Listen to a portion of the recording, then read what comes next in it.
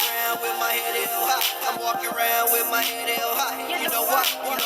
My dreams are reach, I can see those lights. My dreams are reach, I can see those lights. They on the other side. I'm walking around with my head held high. I'm walking around with my head held high. You know why? My dreams are reach, I can see those lights. My dreams are reach, I can see those lights.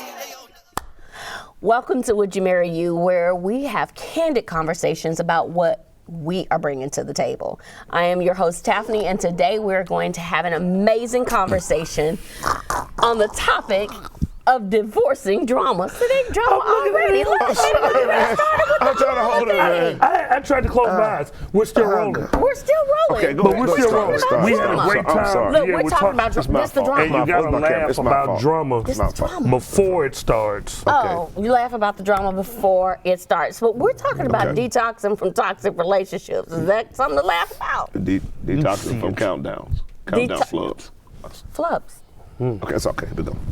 Detoxing All right. from toxic relationships. But first, you're going to get a chance to see the drama that's in my life right now. James McCarroll and Dale Lawrence. Bring in the drama. The D is for drama. The D is for drama. We're going to bring it, though. It's going to be an exciting conversation that we're going to have. So just tell me a little bit about who you are. You're laughing so hard, you got tears in your eyes. I need to be laughing hard when you're coming from as much toxic mess as I have. Ooh, Need to good. laugh. Yeah. You'll end up killing somebody. You I know? understand that. Yeah, that's real, right? It is real. It's real. That's why my passion has been how to detox, because it started with being abandoned by my father, right? And then my stepfather coming in, and he was abusive physically to my mother and to me from the age of 8 to 18. So I'm trained in it. Trained in it. So when I got kicked out the house at 18, then I became abusive.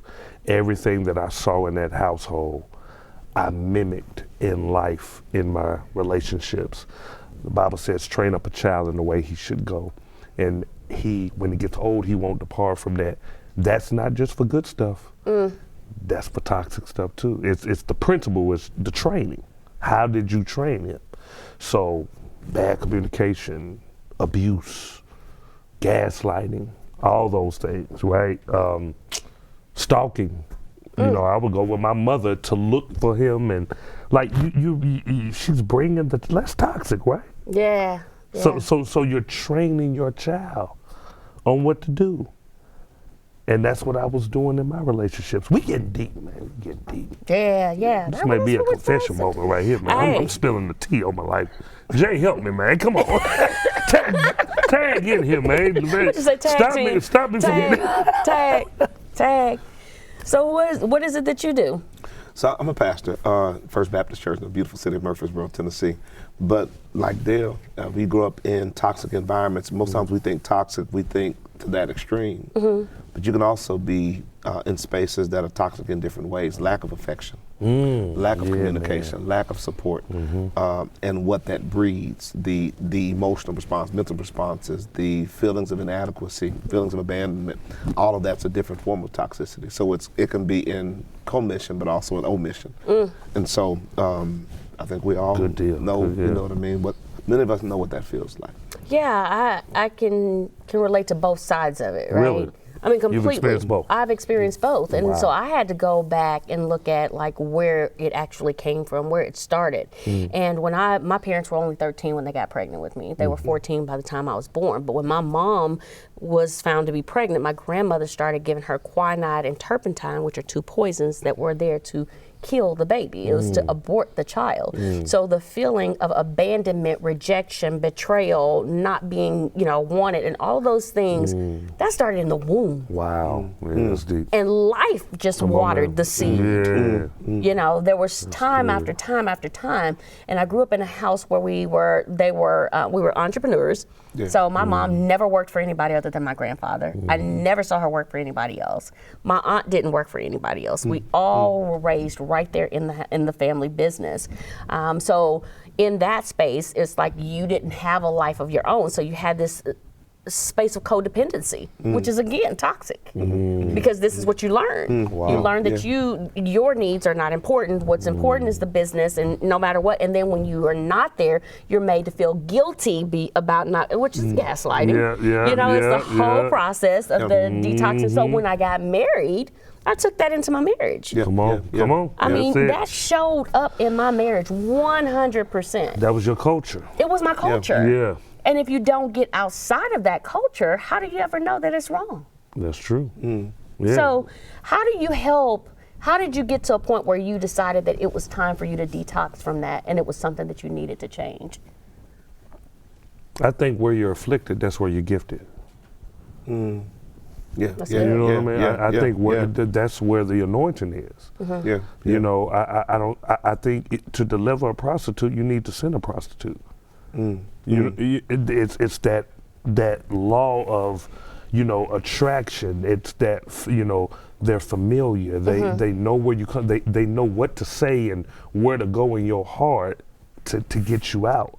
So I think that's where it came from. I think that, because of my testimony, because of my story, those who relate to it or who have been through it, they will listen. I'm not gonna listen to nobody who haven't walked through what I went through. That's good. yeah. You know what I'm saying? You can't tell me nothing. You have no idea, what it's like to be abandoned, abused, rejected. Cliff Huxtable couldn't minister to me. Right. You know what I'm saying? But DMX could. Right. That's Tupac good. could. That's good. You feel me? And that's what hits my heart. So I think that's what drove me to do it. That's so good. Is being in environments where you're able to hear sometimes, again, like I say, what a person's not saying. Yeah. Like you hear what they're saying, but you hear what they're not saying, Right. because you can relate to everything that they're going through. You feel what they're saying as they're saying. Yeah. So what is that like for you? I mean, I know that you came up in a fairly good home and all that other stuff. So what was the toxicity like, and where did you see it show up? Of course, you see it show up in the home and outcomes. My older sister got pregnant at 18 or 19, which was totally unexpected. It was that symptom. And that one symptom begins to make you ask a ton of questions. And so the things you thought didn't get transferred pop up in weird places, then it pops up in you, then it pops up in your other sibling. And so the same toxic, not only the toxic behaviors, but the toxic responses, the toxic perspectives, the toxic ceilings. So all of this stuff is part of it. It's not, we like to think about the abusive pieces, but even down to the ceiling you place on being able to love, it's toxic. Yeah. So the way you respond to others is normally, and so these things, the challenge was it didn't become toxic until I was around someone who didn't have it. Until one person is free, everyone's a slave. That's And deep. so all it takes is one free person That's it. to discover that you're a slave. And when you're around someone who doesn't have that, whereas it's been your standard, it automatically exposes something in you that says, wait a minute, Yeah. is that what I'm supposed to be like? And that's the beginning of the journey. It is. Because don't it make you feel like uncomfortable? It be making me feel uncomfortable. Yeah, it's like, Yeah, you feel very. yeah, like I'm okay. Yeah. I thought everyone read at the third grade level. Right. It's like, who was this joker? Like, this guy's, he's freaking reading backwards. You know what I mean? Like, and so it begins to expose something in you, like, and it's not that you were wrong, it's that you were limited. That's good. And so you begin to see an experience that makes you question whether or not there's more that can come from you. So that's great. I see that sometimes, but I also see where a person sees something that is not familiar to them and like, oh, that person's wrong because they've been in this space. Yeah, so that 30 minutes, right? So Come on. so there's twofold. So on one hand, just because you see it doesn't mean you have the diligence to address it. or the humility to address it.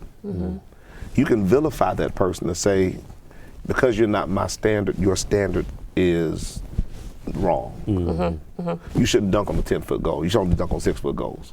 So you change the rules of the game so that you don't have to change your rules. That's And don't have to elevate your standard.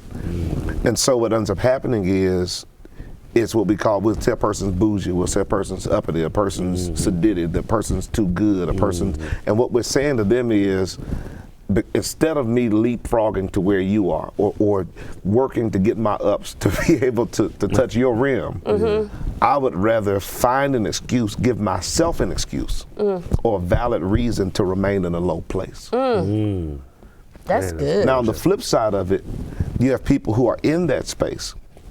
The challenge with them is their standard is high level of performance, but lack of empathy, which in and of itself is toxic. So you can have toxicity at every level.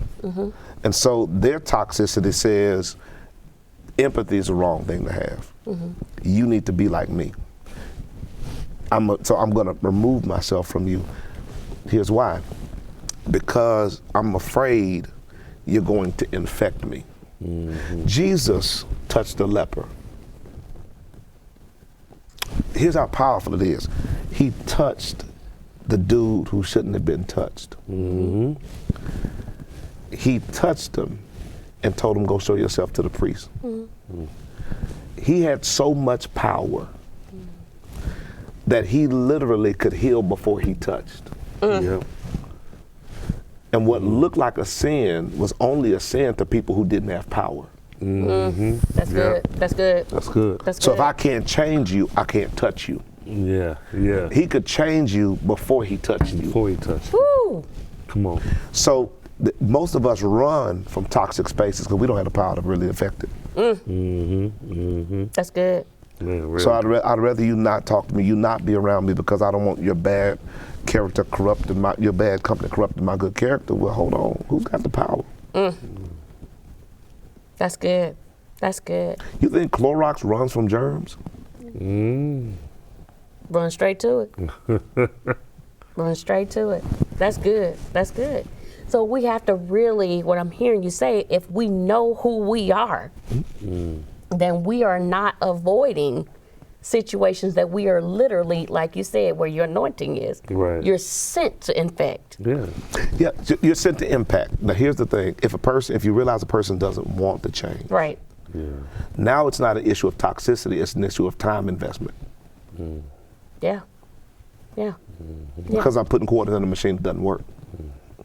That's good. And the boundary there, you know? I mean, what are you not going to allow in? Because if I'm constantly pouring into, like you said, you're pouring into, it's almost like slot machines to me. You know, you're steady putting money in the slots and ain't nothing coming back out. Yeah, only in Tunica. In Tunica? Oh, in Tunica. Oh, okay. All right, we've been going to the wrong place.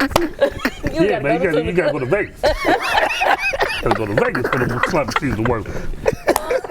Tunica's a hole in the bottom of that A side. hole in the bottom of that Tunica. That's what it is. Nothing but That's what it sounds. is. So when we talk about taking a personal inventory to look at the toxicity that we not only are accepting of, but what we're bringing to the table, what does that look like? What was, if I were to tell somebody you need to take this personal inventory to look at the toxicity in your life or the relationships that you are interacting with, what does that look like as far as them starting that process? Well, you know, for me, it was surveying every relationship and not liking the report. You know, not liking the outcome of how it went down, not liking how that woman was after the fact, not liking who I was after the fact, or remembering what was done in it and being ashamed. You know, I think it's self-reflection. You know, going back and just like, man, wow, I was a fool here. Oh man, I can't believe I allowed her to do that to me. What was it in me that allowed that? You know, and that desire and ambition to want to be better.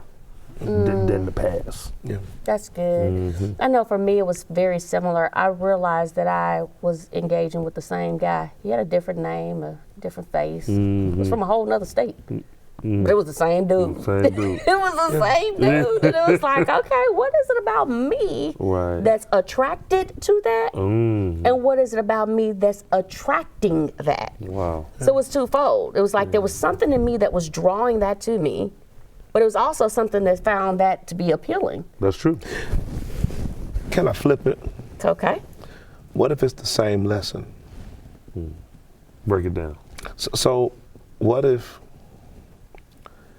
the shift, because what I've noticed is if you keep taking the same test, it's not about the test anymore. So if the teacher says, okay, take this test, it's a third grade test. Because another test is a third grade test. Another test, just wait, hold on. If it's the same test coming, then is it me winning the test, or is he trying to assess something in me? You know what I mean? Right. And I think to your point, like, and Dale said it, man, like you start to look at outcomes. Oh yeah. Yeah, man. Like before I came, how was it? After I left, how was it? That's good. Yeah. And I have to own and be self-aware of what I actually brought into that life. Yeah. Yeah. And like you said, survey it. Look at what was there, and not just the good, not just the bad, the good too, but pay attention to that bad. Yeah. Yeah. That's so good. Yeah, And man. another thing I noticed is that for me, that unhealthy boundary that I was allowing to be crossed over, that time frame got shorter each time. Like it was like I was able to identify a lot quicker. Yeah. I was able to see. You know what I'm saying? It's Yeah. like, okay, and until I get to a point where I'm able to see, like you said, that's why the test keeps coming. Until I'm able to see and identify the counterfeit quicker. And the only way I know that is I got to know the authentic. What made you see it quick as you did? I think because I started looking at cycles, right? And if I looked at cycles, I noticed that because I fell into deep depressions each time. Like each time it was like this deep depression. And I realized that it was because of wanting to be wanted, needing to be wanted. You know what I'm saying? It was because of I was adopted as a baby. So, you know, not only did I go through this process of there trying to be an abortion of the child, now it's here and it's not good enough in my head. It's not good enough, so I have to give it away. Like, so whatever I had to do to stay in that and to keep it, you know, it's like having a Betty Wright, having a piece of man is better than having no man at all. No. It was that mindset. Sure. And then eventually it was like, wait a minute, if I truly understand who I am as a child of the utmost high king, my daddy doesn't want me to be treated like this. I have value. And now this person is devaluing what God says about who I am. So it got shorter and shorter because I started to understand my value. I started to understand who I was. That's good. And because this outcome is a certain way, that has nothing to do with who I am. That has to do with who you are. And you need to deal with that. That's not for me to deal with because I know who I am. Yeah. You got something. Come on. I think what keeps us toxic is it's always easier to rationalize the outcome away from ourselves. There was this episode in the show Martin where one of the ladies gets into the van and she says, it smells like day old cabbage in here. And they said, Ethel, if it smells like day old cabbage everywhere you go, maybe it's you. And there comes a point whereas we grow up, when we spend the entire conversation looking within, like the entire one. Hearing what they say, not discounting what they say about us, not discounting what they say to us, not discounting what we see we've done, and we start to say, who am I now? Right. And like you said, who do I want to be? Right. Yeah. Is this the person I want to be 5 years from now? Right. Is this the person that is the best version of God's child? Come on. Right. And, you know, how long would you eat rotten food? Right. Man, that's real. How long would you serve it? And I love how and I think you said this in the last show, of we're in a generation now that, you know, it's good to see, you know, our age demographic stepping up and setting the tone for the generation under us. People like my boy Charlamagne the God talking about mental health and men, and it's something that Jay-Z did after the, you know, cheating went public. He had a song called Kill Jay-Z. And in the song he was talking about, okay, Jay-Z is who I was, and it was who I thought a man was, and who I thought I was supposed to be, but I'm not that anymore. I see who I'm supposed to be, but in order for me to become him, or like, let's just say Sean Carter. So in order for him to become Sean Carter, he had to kill Jay-Z. You know, and it reminds me of what Paul said, I die daily. Yeah. And that's something that, you know, you have to be willing to do, is to literally kill that old template, right? That you know that not only was damaged, but that in return was doing damage. Oh yeah. Oh yeah. You know what I'm saying? Oh yeah. I remember the first time I heard that saying, that hurt people, and I really took a step back and I thought, wow. And it helped me to understand then, you know, regardless of what I had gone through in life, what part of that was I bringing into the relationships? You know what I'm saying? Because every bit of it had some type of effect on me. Oh, yeah. And I still had residue. Of course. You know, I mean, as much as we clean, I tell people all the time, I'm like an onion. Like it's layer after layer after layer. Yeah. And as we know better, we're supposed to do better. Right. We're supposed to. We're supposed to. That's why I said we're supposed to do better when we know better. Supposed to do better.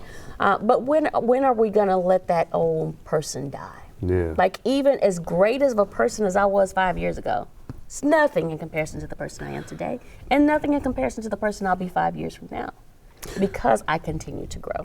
It's when we hear the invitation of the version of us that has yet to become. It's when we stop letting the version of who we were continue to be the only one inviting us to the moment. That's good. When we're able to see that there is a higher version of ourselves, there's a better version of ourselves, there's a more noble, more integrous version of ourselves, a more loving version of ourselves, a more joyful version, and we let that version invite us to that space. That's good. Real good. And then we just, you know, we also give ourselves some empathy. I know Brene Brown in her book, Daring Greatly, talks about empathy. And I think we beat ourselves up so badly. Like, we have to have some empathy with ourselves too. And say, you know what, man, you're human. You just, you know, shouldn't ate the whole Snicker bar, you know, whatever the case may be. 2 bites is enough. Yeah, and you did it, and you can't change it, so stop rehearsing it. Stop watching the film. And realize there's a premiere waiting on you. And I think that's so powerful, because I have found that for myself. It's like I have a lot more empathy, compassion, and grace for other people sometimes than I do for myself. Because for me, and I can speak for me, right? I can't tell nobody's story but my own. Sometimes those competing voices, right? You know better than that.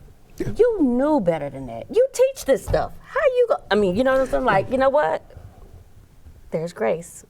And I have to be willing to show that same grace to myself as I do to others. And to me, that's a big piece of detoxing, because it took me getting to a space of healing and wholeness in order to even be able to identify that I didn't have that kind of grace for myself. It's hard to smell your own waste. That's true. And have to own it. Right. Like, one reason most people don't detox is because of the smell that comes with it. That's good. And to think this was actually inside of me. Exactly. But to find the joy in that it was inside of me. It was inside of me. And not only that, man, it's like how other people can, so like, you like, you know, I hate to be so forward, but then again, I'm not. You hate to pass gas, you know. But then when you do it, it's like you be around yourself so much, you don't know it's bad until somebody be like, ew!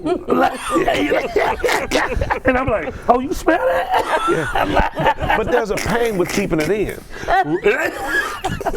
And you try to keep it in to satisfy the needs of a person who has gas. You know what I mean? And hate to have a whole finish your your session on flatulence, but the fact is, sometimes we fight the smell because we don't want other people to smell it. That Exactly. is so good. And we think if they smell my stuff, they'll think that I am what came out of me. Ooh. Drop the mic. But they don't realize. And so if they watch long enough, they'll hear it flush. Yeah. Yeah.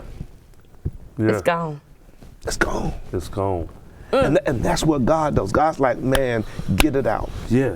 We have to get it out. out. That's a true detox right there. Yes, sir. That's the truest form of detoxing ever.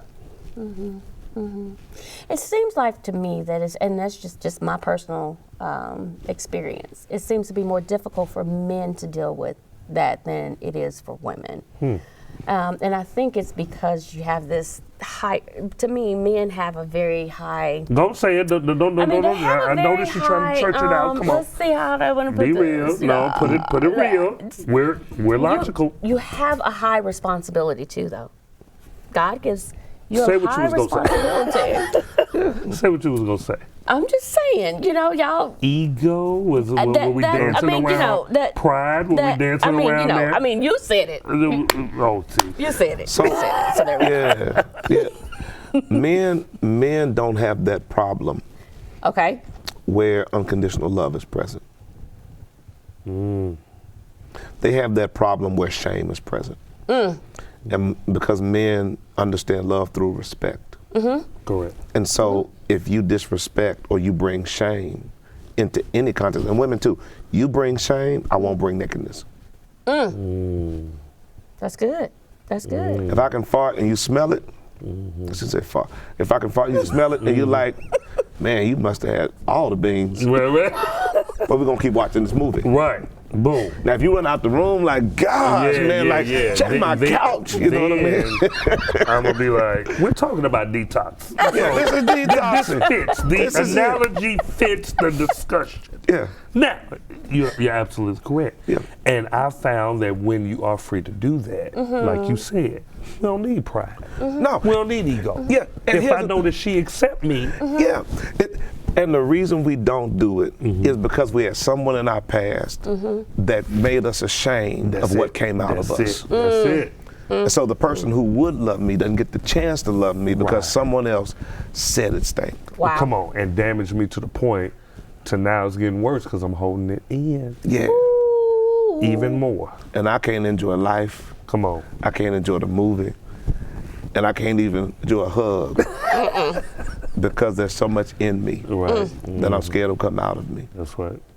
Wow. And if I knew I had permission, I would have let it go. I would have let it go. This conversation can go on for another hour easily, in 4 or 5 other additional episodes about flatulence and detoxing. Okay, maybe not about a flatulence, but about detoxing. But thank you guys so much for bringing this perspective to the table. I am so super thankful. It's helped me a lot, and I am so excited that it's going to help you as well to get to a better space of healthy relationships so that this way you can grow and become the best version of yourself and continue that self-evaluation so that you can have the healthy, desired relationships that you have. So I'm your host, Taffany, and until next time, don't just be a hearer, but also be a doer, because after all, you are the common denominator in every relationship. Peace. I'm walking around with my head held high. I'm walking around with my head held high. You know why? You know why? My dreams are reach. I can see those lights. My dreams are reach. I can see those lights. They on the other side. I'm walking around with my head held high. I'm walking around with my head held high. You know why? You know why? My dreams are reach. I can see those lights. My dreams are reach. I can see